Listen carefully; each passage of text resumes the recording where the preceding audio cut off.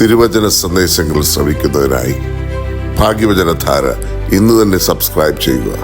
ദൈവം നിങ്ങളെ അനുഗ്രഹിക്കട്ടെ. ത്രിയേക ദൈവത്തിന് സ്തുതി. ഏവർക്കും യേശുക്രിസ്തുവിന്റെ ധന്യനാമത്തിൽ എന്റെ സ്നേഹവന്ദനം.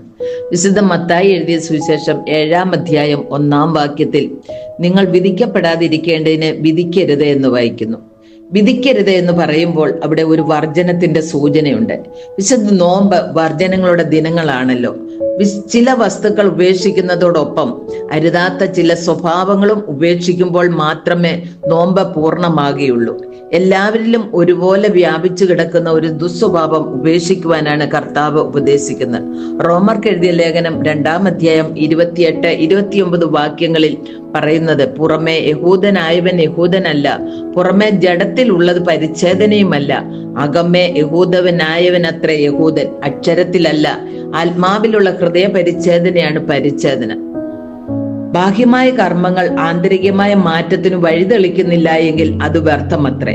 ബാഹ്യമായ ആചാര അനുഷ്ഠാനങ്ങൾ ആവശ്യമില്ല എന്നല്ല, അത് ആന്തരിക പരിവർത്തനത്തിന് ഉപകരിക്കണം. വിശ്വാസവും പ്രവൃത്തിയും ഒരുമിച്ച് കൊണ്ടുപോകേണ്ടവയാണെന്ന് യാക്കോബ് ശ്ലീഹ 2-ാം അധ്യായം 14-17 വാക്യങ്ങളിൽ പറയുന്നു. ഒരുവൻ തനിക്ക് വിശ്വാസമുണ്ട് എന്ന് പറയുകയും പ്രവർത്തികൾ ഇല്ലാതിരിക്കുകയും ചെയ്താൽ ഉപകാരമെന്ത്? അങ്ങനെ വിശ്വാസവും പ്രവർത്തികൾ ഇല്ലാത്തതാകിയാൽ സ്വതമേ നിർജീവമാകുന്നു എന്ന് വായിക്കുന്നു. സാധാരണ എല്ലാ മനുഷ്യരിലും കാണുന്ന ഒരു പ്രവണതയാണ് അന്യന്റെ കുറ്റം കണ്ടുപിടിക്കുക എന്നത്. വിശുദ്ധ മത്തായി എഴുതിയ സുവിശേഷം 7-ാം അധ്യായം 2-ാം വാക്യത്തിൽ പറയുന്നത്, നിങ്ങൾ വിധിക്കുന്ന വിധിയാൽ നിങ്ങളെയും വിധിക്കും, നിങ്ങൾ അളക്കുന്ന അളവിനാൽ നിങ്ങൾക്കും അളന്നു കിട്ടുമെന്നാണ്. മനസ്സിൽ നന്മയുള്ളവർക്ക് മാത്രമേ അന്യനിലെ നന്മ കാണാൻ സാധിക്കൂ. ഒരാളെ വിലയിരുത്തുന്നത് നമ്മുടെ അറിവിന്റെയും സംസ്കാരത്തിന്റെയും സ്വഭാവത്തിന്റെയും അടിസ്ഥാനത്തിലാണ്. മനസ്സിൽ നന്മയില്ലാത്തവർക്ക് മാത്രമേ അന്യനിലെ കുറവുകൾ പർവ്വതീകരിച്ച് കാണിക്കുവാൻ സാധിക്കൂ. അന്യനിൽ നന്മ കാണുമ്പോൾ നമ്മുടെ സന്തോഷവും സമാധാനവും വർദ്ധിക്കുന്നു. അന്യനിൽ തിന്മ കാണുമ്പോൾ നമ്മിൽ കോപവും വിദ്വേഷവും പകയും സ്നേഹരാഹിത്യവും വർദ്ധിക്കുന്നു. തന്മൂലം നമുക്ക് തന്നെ ഭയവും അസമാധാനവും നാം വളർത്തി രോഗാവസ്ഥയിലേക്ക് നമ്മെ കൊണ്ടെത്തിക്കുന്നു. അന്യരെ വിധിക്കരുത് എന്ന് പറയുമ്പോൾ അതിൽ 2-3 കാര്യങ്ങൾ അടങ്ങിയിട്ടുണ്ട്.